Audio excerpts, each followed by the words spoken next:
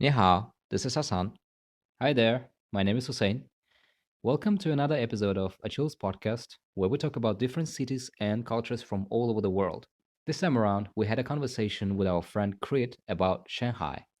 Shanghai has been one of the fastest developing cities in the world for the last 20 years. Please enjoy.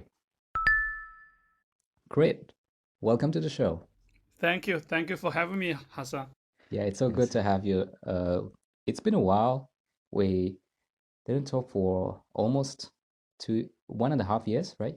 Wow, that's how time flies. Yeah. I just I just worry about your guys' safety in your country, and after you guys left for Philippines, travel all over the South Asian countries, and Mm-hmm. I'm glad we stay collected and you guys have a new program. That's very interesting. Thank you for having me here. Oh, yeah, it's good to have you. So, great. Could you please talk about yourself Yeah, a little bit? yeah, sure. Um, While I was working, you know what I do. I was working as a conference interpreter for almost 10 years. Before that, I was working in a company as a merchandiser. Buying things from China and convert it to U.S. dollar and selling it to European and English speaking countries. And I Mm-hmm. actually study business and English in my school, so that's what I basically do. I came to Shanghai almost 10 years ago. I mean, at the very beginning when I graduated from my university. Mm-hmm. Yeah, and that's how I ended up here. I see. So, why do Chinese have English names? Well, that's an interesting question. Well, for a lot of people who, especially for people who working for the MNC or foreign funded companies here in China, because China started to be very open up 10 or 20 years ago. So a lot of foreign funded factories, facilities, and companies or joint venture companies started to thrive in China, and they may have like a foreign boss or supervisor, and then suddenly people realized it's very difficult to pronounce our Chinese name in pinyin.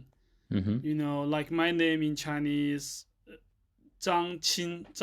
Zhang is my family name. Qin is my first name. I mean, I only have two characters, so that's why it sounds like easy for you guys. But some people have three characters. It's Mm-hmm. very long and it's very difficult for business people to keep in mind. So that's why when people went to the foreign company, they will prefer um, when the IT people show up and say and ask you, hey, look, what's your name? And we're gonna set up an email address for you in the company. And then at a point, you may need to give an English name instead of Chinese name because every time you have to type your Chinese name in pinyin, that's gonna take forever. It's really time consuming. Well, Mm-hmm. the other thing is when people like me study as an English major in a university, so typically speaking, we will have an English teacher who are from English speaking country, and then on the very first day, the very first class led by the English speaking teacher, they will ask us to choose an English name, either choose by ourselves or Mm-hmm. either the teacher gonna list it a couple of English name on the blackboard, and then you can actually choose. Mm-hmm. Or I mean, you definitely gonna choose a name based on the pronunciation, based on the names you already know, or maybe you heard the name from the movies, or some names you feel familiar with, or even some names they got a meaning, and then the teacher will explain to you, and then you want to pick it up. So it's quite random, and some people doesn't feel like too many choices left after the name's been taken by some other people. So yeah, that's basically why Chinese people they want to have an English name. I mean, 90% is for business communication, but Mm-hmm. other than that, people want an English name. Maybe they want a nickname for playing a role in a game or in another virtual world, Mm, or maybe for some other foreign friends, just for easy communication purposes. It could be for multiple purposes. Yeah. I see. And you have these English names on your Hmm. WeChat, right? On documents, it's still Chinese, right? Oh, you mean for people to sign a contract, things like that? Uh, no, I mean just ordinary people. Like, Oh yeah, for ordinary people, yes, mhm, they will keep their Chinese name. Well, that's a very good point. A lot of people they tend to keep their original Chinese name. They don't want the English name, even when the boss ask them or require them to have an English name. They said, "No, I'm good. I just want to stick with my Chinese name. I'm a Chinese." And then people will mhm, say, "Okay, that's fine." Yeah, so that's totally up to people. Some people may want to show their, I don't know, patriotism. They love China, but I mean, when people got an English name, doesn't mean I betrayed my country. It's just a name, just mhm, a title to show that you want to get along with people who are from English speaking countries, so they can easily communicate with you. That's yeah. that's totally fine for some people, but some people just prefer to have the original Chinese name. Mhm, I see. And how do you say hi in Shanghai? In Mandarin. In Yeah, in Shanghai, there is also Shanghainese language or dialect, Dialect. right? Oh Yeah, yes, yes, Shanghainese. right. Well, in Shanghainese dialect, if you want to say hi, it means mm-hmm. 侬好. Yeah, that's No how how. that's how people 侬好. Yeah, Mm-hmm. yeah. It's it's different than the standard Mandarin 你好, but it sounds like 侬好. It's a little bit different. Yeah. Can you speak that Shanghainese dialect? Well, not really. Even after I lived here more than 10 years, after I moved down here, I could understand and listen to some people when they are speaking Shanghainese dialect, like in daily life, like in shopping mall, in a dining restaurant or pharmacy, grocery store. But if people need me to speak in Shanghainese dialect, I just can't. But I can speak some 侬好 means hi, and 再会 means goodbye. So yeah, that's all I can say. But I can listen and understand almost, I Yeah. would say almost 50, 60%. Yeah. Okay. And how different is Shanghai from Beijing, Shenzhen, Chengdu, Mm. big Chinese cities? Wow, that's an interesting question. Well, Shanghai and the Beijing, well, Beijing, as our capital city, so we do call it a political city, while our president, our chairman are living there, working from there with a series of political leaders. But for Shanghai, mostly people claim it's a financial hub. It's like New York in US. It's more like a financial business focused international trade. People feel like it's a business related city, and people came here to fighting for a new life to make a fortune. Mm-hmm. Um, well, if you mention about the other, we call here new first tier city like Chengdu. Chengdu has become the new first tier city. I think 3 or 4 years ago. Before that, I think Chengdu was still a second tier city. Mm-hmm. And talking from the geographical perspective, Chengdu was in the southwest part of China, and people live in Chengdu. They eat. They have very different ways of living style and lifestyle. For example, people living in Chengdu, they like to eating spicy food, very very spicy. almost everything you saw, they will put Mm-hmm. chilies and peppers, and you know it drove me crazy sometimes when you get invited by a friend to join a hot pot party or hot pot get together. But in Shanghai here, it's very international city. You can expect a variety of food from all over the world. So you don't need to worry about um, what to eat for next meal, because you never feel homesick, because you can find food maybe from your hometown. It's Oh, it's it's just a city um, to demonstrate how inclusive it could be. It is very inclusive, because when people from outside of Shanghai, people like me came here 10 years ago, everything I eat here contains sugar. I mean, it's not healthy in my perspective right now, but 10 years ago, I don't understand too much about what what harm was caused by the sugar. But now I try to avoid it. I cut sugar 7 years ago. yeah. But now I can choose something like Thai food, my favorite, very spicy, and it really fit into my tongues, and I love it. And besides the food culture and the economy, we have a lot of differences.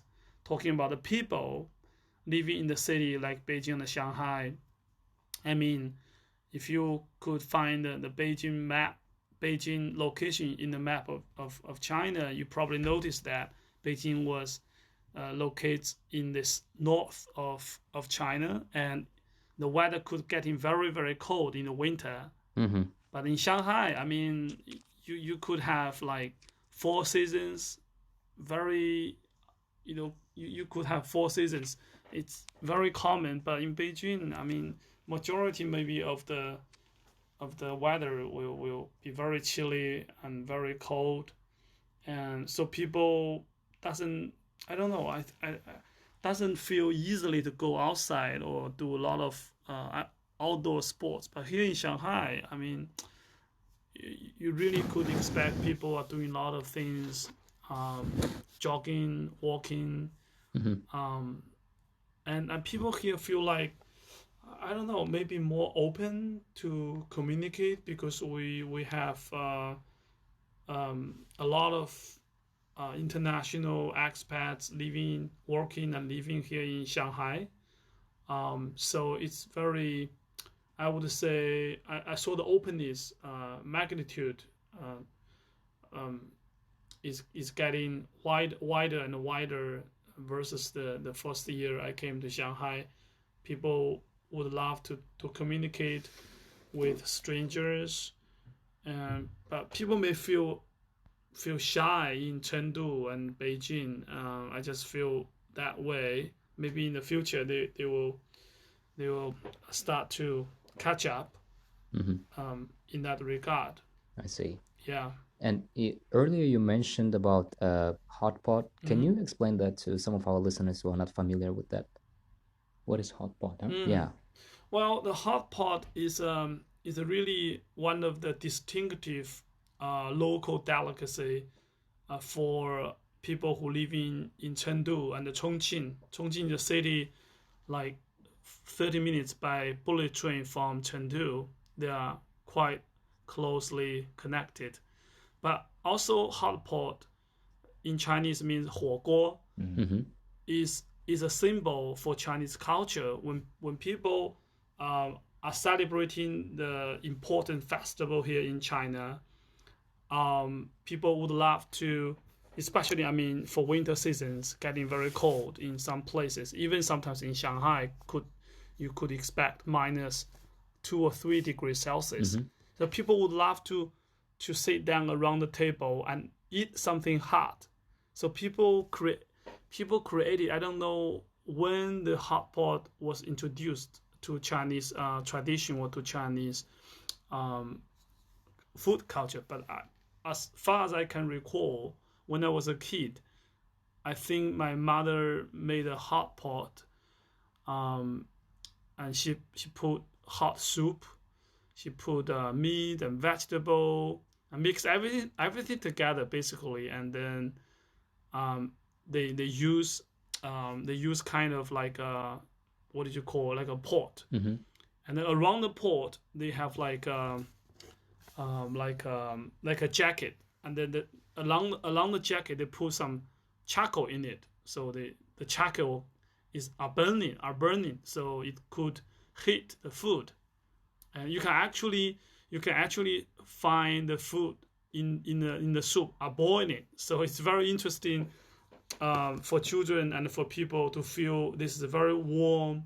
The atmosphere was quite good when people sitting together, chatting, eating, and drinking at the meantime, because the beer and the wine, and the Chinese baijiu, the liquor, Chinese liquor, is the best company to go with the hot pot, and people just love it so much. Yeah. Yeah. Yeah, I remember that's something not only hmm delicious, but at the same time so beautiful. The way they cut the meat and vegetables, it looks so beautiful. You mean for the hot pot? Yeah, for the hot pot. Yeah, people um they prepare the slices of meat in advance, and they wash the vegetables and cut into, sometimes they just cut into pieces for some of the vegetables. Yeah, sometimes they nowadays people may kind of improvise with some sort of artistic way for the meat. It looks like flour, and sometimes they artistically change the shape of the carrot, and just want to chill it up, especially for festival, and make people happy. Make people feel, oh, we're together. We invited friends to our house. Hot pot must be the thing to honor our guests. Yeah. Yeah, Chinese food is not only delicious but beautiful also. Yeah, Hmm. agree. Yeah, totally. Yeah. And Grit, you said you moved to Shanghai about 10 years ago, right? Yeah, true. How different was Shanghai back then, 10 years ago, 15 years ago, and maybe 20 years ago? Hmm. Wow. 10 years ago, Shanghai. Well, I mean, it was amazing. I mean, I visited the Shanghai, Lujiazui financial area. I saw the buildings are pulling up. I mean, it's significant. It's magnificent. I mean, um, 10 years ago, I still found a lot of buildings are under construction. A lot of buildings are going to be pulled up. Those skyscrapers I only saw from TV, from the Hollywood movies, and now I said, what? They're all pulling up in Shanghai, a city in China. I said, is this my country? I couldn't believe my eyes 10 years ago when I landed in the city. And I also heard from other people 20 years ago, the area I visited, the Lujiazui financial area, was totally empty. Was like a farmland.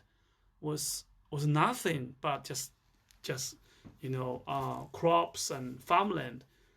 And the government, after the opening up policy by our um, ex Prime Minister Deng Xiaoping, proposed the open up policy in China back to 1980s, 1989, yeah, late 80s.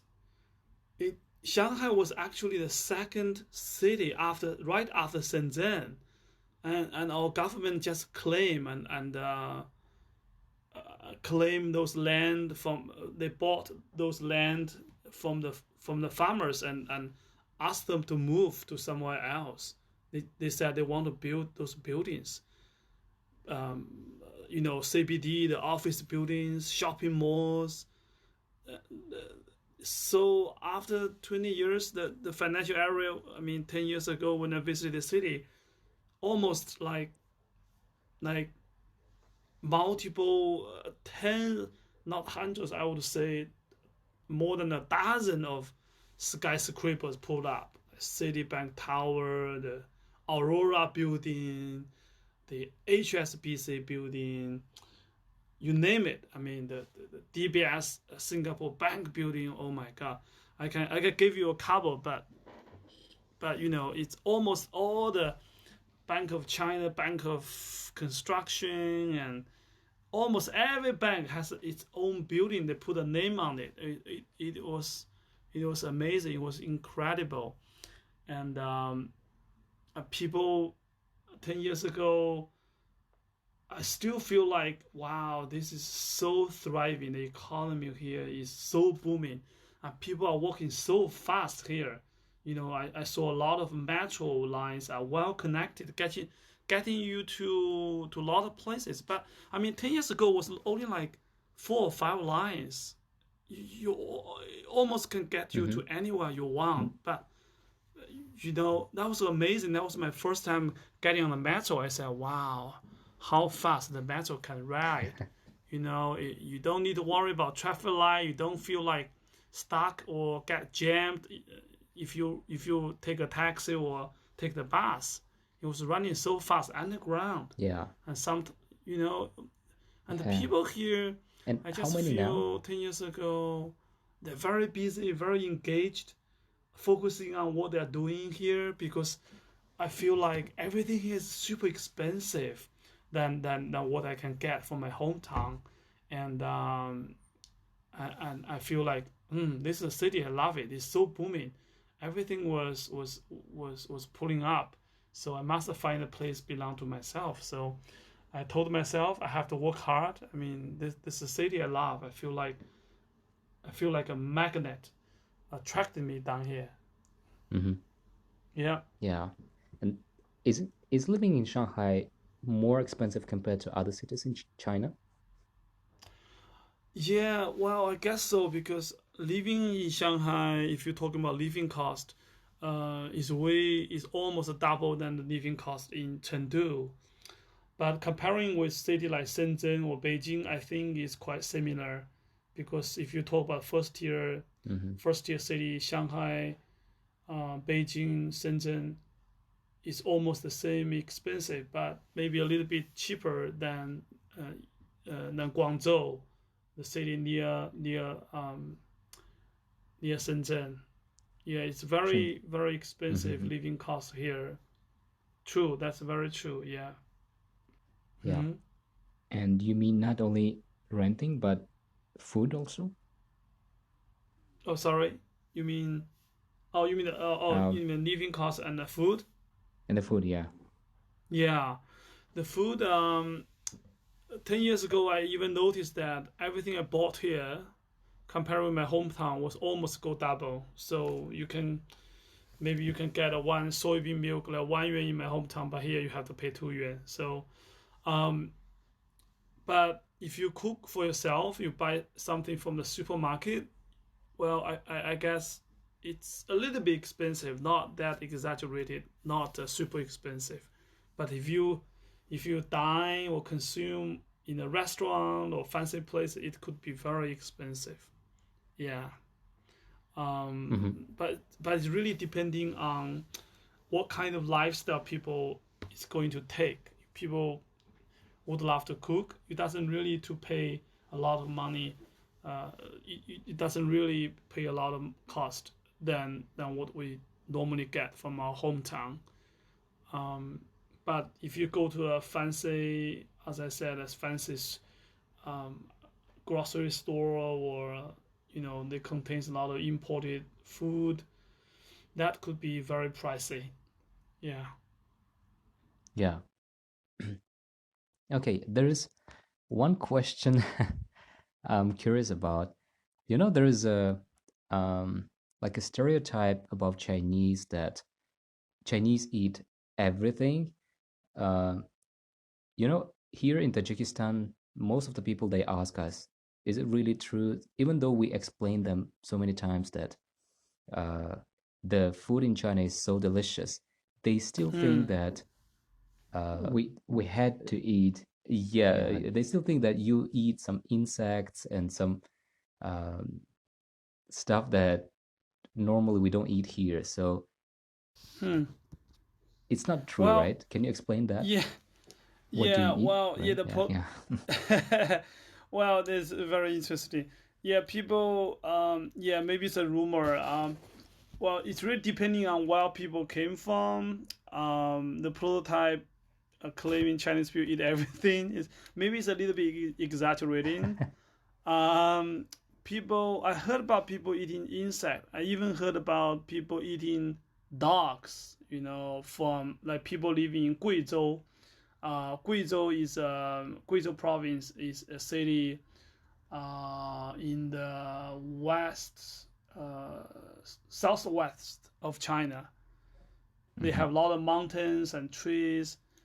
I even heard about a factory owner want to reward their employees with the dogs, like dogs in the Wow. hot pot. That sounds crazy, right? Yeah. Because it's part of local culture. They said if you behave very well, if you did a good job in the factory, if you work, as a best staff, then the boss must reward you with the dog meat, and that means that the boss is a rich boss. I'm not sure if that's true or not because I I really don't try to avoid not eating animal. That's crazy for me. Yeah, but I Yeah. do heard about people eating insects. They claim insects contains a lot of protein and something like that, but sounds very disgusting. But really, um, I believe this type of prototype for Chinese people is back to many many years ago when a lot of people are still very poor here. They don't have enough money to buy the decent food, so they have to go ahead to eating the insects or eating the wild dogs when they hunt them. It sounds unbelievable nowadays because people nowadays they got a proper job, they got subsidy from the government in some remote poor areas, and I don't think they need to stick to the very old prototype eating insects or eating dogs because now our country are having more laws to protect those animals. So I don't believe this is going to happen too much nowadays in China. Yeah, but for some Hmm. people, yeah, I heard they do eating a lot of strange stuff like snakes, like Mm. like like a fox. But this is some kind of rumors. I never seen it in my own eyes. I mean, people eating frogs. Frog hot pot in China. I just still have one near my home, so it's for me no no frogs, but a lot of Yeah. strange stuff still happening. I mean, still happening. Yeah. Yeah. Wow. Hmm. Yeah, that's good. Okay. If you could choose three aspects of your culture to put in a time box for the future, what would you put in it? Mm. Well, something to happen in the future. You mean for Shanghai? Yeah, Shanghai Shanghai, and maybe China also, or maybe in general China. Hmm. Time box. Well, I hope people in the future could like to say more hello to strangers, especially when Yeah. people in the same neighborhood or in the same community, because eventually we need to work together to solve a lot of issues like the COVID-19 we have encountered very unfortunately back to 2000, beginning of 2020 last year. If Hmm. we don't stick together and getting more help from people, we cannot beat the virus. But that's a very successful story our country in China. When people starting to unite together, we can conquer the very unexpected virus in China, and we did it. So I hope in the future, if I can put something in the time box, I hope people would love to say more hello, would love to connect with more people, so they could borrow more power and solve more issues, either for the society or either for the community. So we could benefit more from each other, and we could reduce the loss by by walking alone, because once you're walking alone, you are losing time. You cannot go ahead of time, and you're losing the golden opportunity to fix things up. So this is something I very much looking forward to put in a time box in a lot long future. Hmm. Um, the other thing I'm thinking of is excuse me. The other thing I'm thinking of is the education system in China nowadays. I think people here in China are working so hard to get what they need. Um, I I wonder we could have a more um, Western combined with Chinese tradition, a more joint education system, so we could learn from both. Because nowadays I saw people are struggling. Some other people are struggling because they don't like to, some other young kids they don't like to go to school because they hate the teachers, they hate the courses. But maybe we need to change some of the courses, could turn those courses more interesting, more people focused. So instead of some people drop out of the school, so we could create something to attract them back. So in the long future, I mean in the future, if we could have someone to change the education system and lead our education to consider some of the elements that people are carrying out in the Western education system. That's something I also hope it could happen in China, in our country. Hmm. Yeah, that's a good point. Okay, And food also. Yeah, and how do Chinese have fun? I'm sorry. How do Chinese have fun? Do you uh go to Oh, Karaoke. have karaoke? fun. Yeah, yeah. Yeah, that's a funny question. the the Chinese people, they're kind of going for karaoke before the COVID-19, but nowadays, given that most of the karaoke places are in a confined space, a very small box, so people, I don't know, I haven't gone for karaoke for quite I mean, in the past 2 years, I didn't. Recently, my friend and I are thinking go for karaoke one time, Hmm. so maybe next week. I don't know. Yeah, Um, it's a very entertaining program. Yeah, people want to hang out together, sitting in a room with a big screen, and they can order different songs on the system yeah. installed on the machine. And yeah, it could be very fun, and people can yell out, people can sing English songs, Chinese songs, people can kind of reminiscing what songs sang by those idols or singers. This well, the other thing to get fun, I think Chinese people love to travel, especially nowadays, especially before COVID-19. When people getting more money in the pocket, they would love to spend outside of China. And, they want to Hmm. try everything um, because here they feel like after getting together or eating hot pot with friends and karaoke or play mahjong sometimes. Well, I mean play Yeah. mahjong typically for senior old people. Hmm.